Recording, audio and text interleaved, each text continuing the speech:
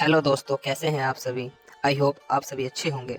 अभी तक के एपिसोड में हमने देखा था कि आकाश जेल में बंद हो जाता है क्योंकि पुलिस वाले उसको जेल में लेकर चले जाते हैं और हमारा यह सीन वहीं पर ही समाप्त हो जाता है। और फिर हमारा आज का एपिसोड जैसे ही स्टार्ट होता है तो हमें मीठी और नानी को दिखाया जाता है जो बस से उतरकर बाहर की तरफ जा रहे होते हैं। तभी नानी चलते चलते रुक जाती है और उसे देखकर मीठी बोलती है कि नानी, क्या बात हुई है, आप ऐसे क्यों रुक गई हो। तभी मीठी तभी नानी मीठी को बोलती है कि मीठी, एक बार तो सोच ले कि जो तू कर रही है वह सब सही है ना। तभी मीठी बोलती है कि हाँ, आप इतना क्यों सोच रही हो नानी, मैंने एक बार फैसला कर लिया है ना, तो आप उसको बार बार सोचने की कोई ज़रूरत नहीं है।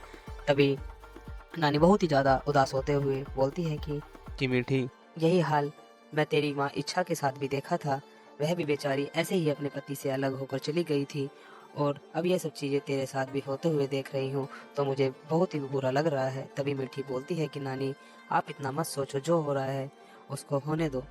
जब मैं अपने रिश्ते की डोर को काट दिया है तो मेरा भी फै मेरा भी सवाल नहीं उठता कि मैं वापस वहाँ पर जाऊँ। इसलिए आप प्लीज़ मेरे साथ चलिए। और जैसे ही नानी मीठी की यह बात सुनती है तो वह मीठी के साथ चलने के लिए तैयार हो जाती है और हमारा यह सीन वहीं पर ही समाप्त हो जाता है।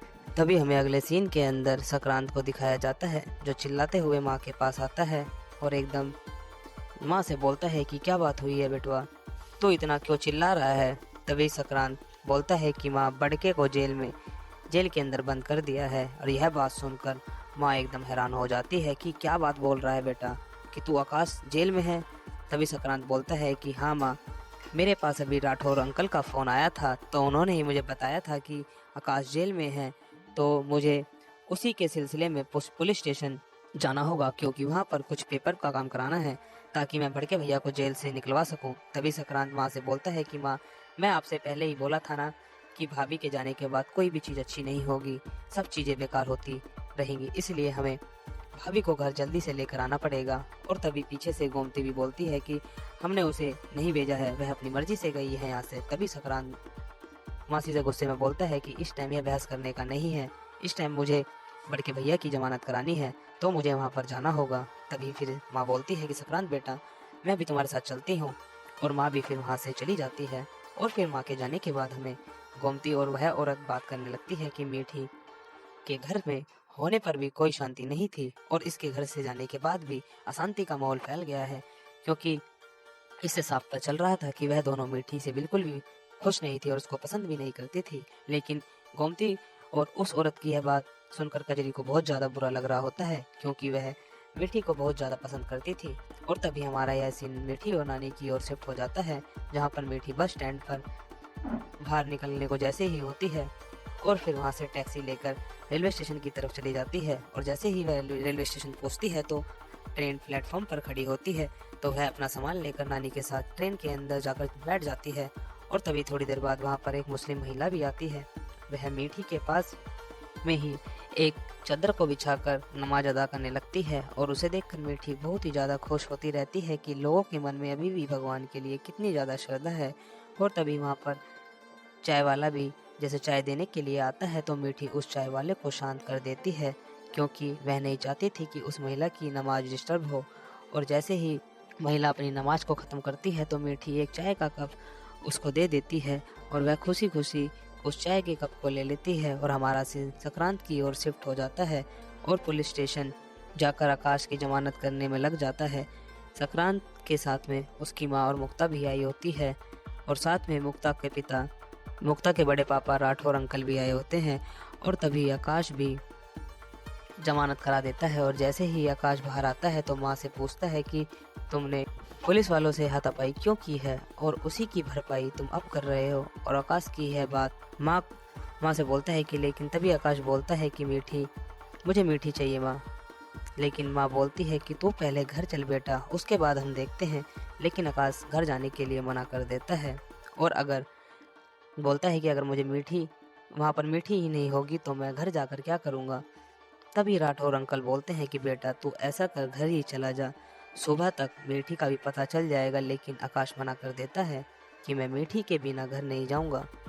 तभी माँ बोलती है कि बेटा तू अपने परिवार के साथ में रहेगा ना तो मीठी भी आ जाएगी। तभी आकाश बोलता है कि यह मीठी ही नहीं है तो मैं उस परिवार का क्या करूँगा, उस परिवार का क्या फ़ायदा है माँ मेरे लिए। तभी फिर मुक्ता भी आकाश को समझाने लगती है, आकाश तुम चिंता मत करो, ठीक हो, हम कहीं भी उसे ढूंढ कर लेकर आएंगे। यह बात सारे बोलते हैं। जैसे ही मुक्ता की बात माँ सुनती है तो माँ भी बोलती है कि हाँ लाला, कि मीठी को घर हम लेकर आएंगे। और यह बात सुनकर माँ पर सारे खड़े लोग बहुत ही ज़्यादा हैरान हो जाते हैं, क्योंकि माँ ने बोला होता है कि सिर्फ एक मीठी की वजह से ही यह सब चीज़ें हो रही है। तभी राठौर अंकल भी के साथ में मुक्ता भी हैरान हो जाती है कि मैया ये क्या बात बोल रही है। तभी आकाश माँ को बोलकर देखने लगता है। तभी आकाश माँ को घूर घूर कर देखने लगता है और तभी माँ अपनी बात बदल देती है। और जब वह हमारे घर बिना बताए छोड़कर चली गई है तो उस घर में उसकी कोई जगह नहीं है। तो यह सारी बातें माँ सभी से बोल रही होती हैं और उसे कम से कम अपनी सास को तो बताकर जाना था कि उसे तो बस अपना सामान पैक किया और घर से चुपचाप निकल गई। उसने किसी को भी नहीं बताया कि मैं कहाँ जा रही हूँ।